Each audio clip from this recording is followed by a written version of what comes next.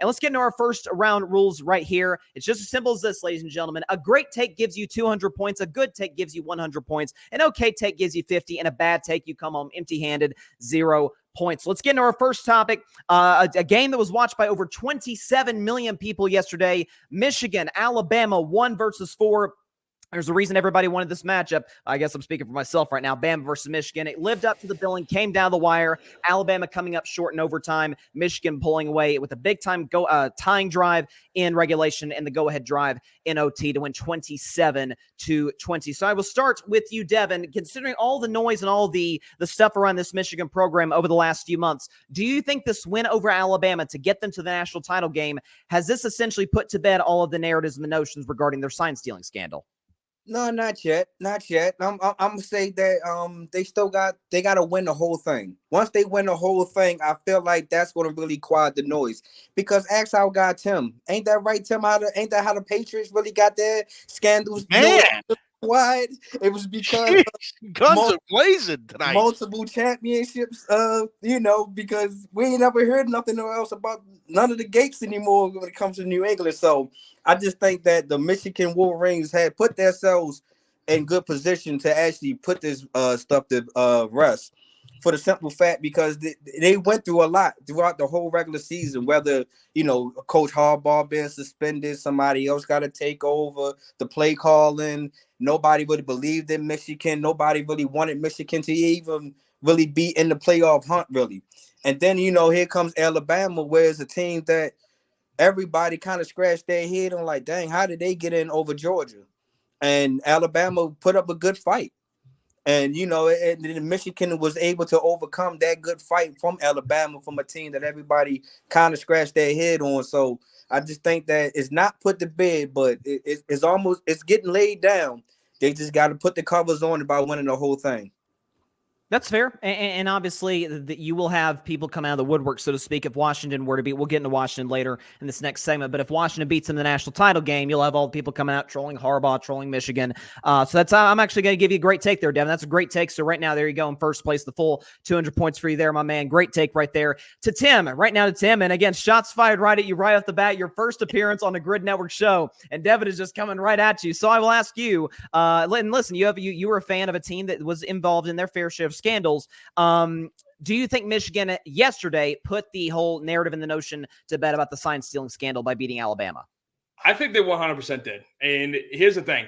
Now, I don't believe this will ever stop talking, i.e. Devin still bringing up my Patriots with Deflategate, with Spygate, call it whatever you want. They still won. And if you all remember that the game after the Deflategate came out with Indianapolis, which, by the way, it was such a joke of a thing anyway because they destroyed Indianapolis. It wasn't even close. But they came out right after it and played in the Super Bowl and beat one of the greatest defenses I think the NFL has ever seen. So for Michigan, who is 0-2 in college football playoffs semis, it finally gets a statement win against a Nick Saban-led Alabama who, okay, yeah, sure, they lost to Texas, but had that crazy comeback against Auburn and pretty much dominated Georgia, especially on the line of scrimmage, where, again, I wasn't giving Bama enough credit. I thought they'd play well against Georgia, but I thought that Georgia would still find a way to win. So that's why, to me, I think that it should be put to bed, but ultimately, people hate Michigan like they hate New England. So it's going to be brought up year after year after year, no matter what, even if they do win the national championship. So because the Patriots won the Super Bowl, and it still gets brought up.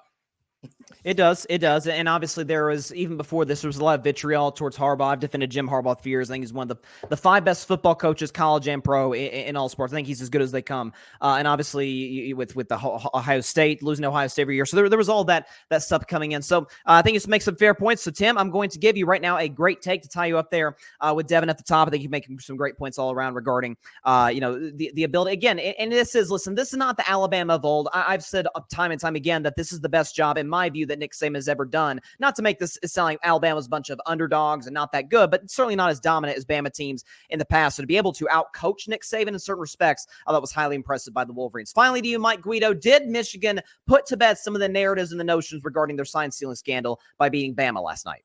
You know, I think it's interesting that the question is kind of phrased that way, because I really think that there are multiple ways that you could look at this whole scandal thing. I mean, I'm not really sure how much there was there, to be honest, to begin with. Listen, it's where you really toe the line between what's cheating and what's scouting, right? I mean, if Michigan has a van parked outside and they're tapping into all the radio signals of everybody they play, I think that's different. That's cheating. But if there's a guy in the stands with his iPhone who's, taking video of the whole of the game, is that scouting or is that cheating? That's the first thing. So to answer your question, yeah, I think that this really needs to get put to bed. I'm really not into this whole sign stealing thing with Michigan to begin with.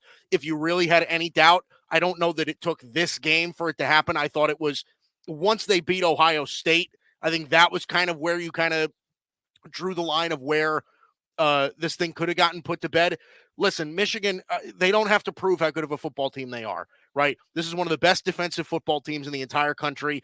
I've never been a huge J.J. McCarthy guy, but he's been playing really good football this year. He's completing about 73% of his throws. And what you saw in yesterday's game as well was when it got late, they've still found productivity out of their run game. Blake Corum is one of the best in the country.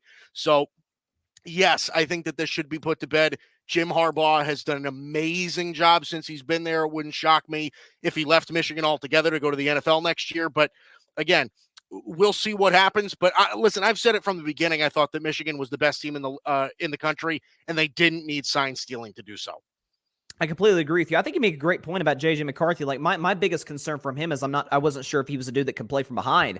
That last drive, in regulation, he was money. Made every throw, the fourth down conversion to keep that drive going. So obviously, like you said, and I agree, Michigan's defensive front is about as good as you could possibly ask for in college football. So Guido, I'm going to tie you up there at the top, and with Tim and with Devin with the great take there to continue dominating here everybody out of this first round. So everybody gets great takes. I tend to, Devin, lean more with Tim and with Mike here. I don't totally disagree with what you're saying. There's some fairness in what you brought up here, and that's why I did give you the great take, because you did bring up some great points. Okay.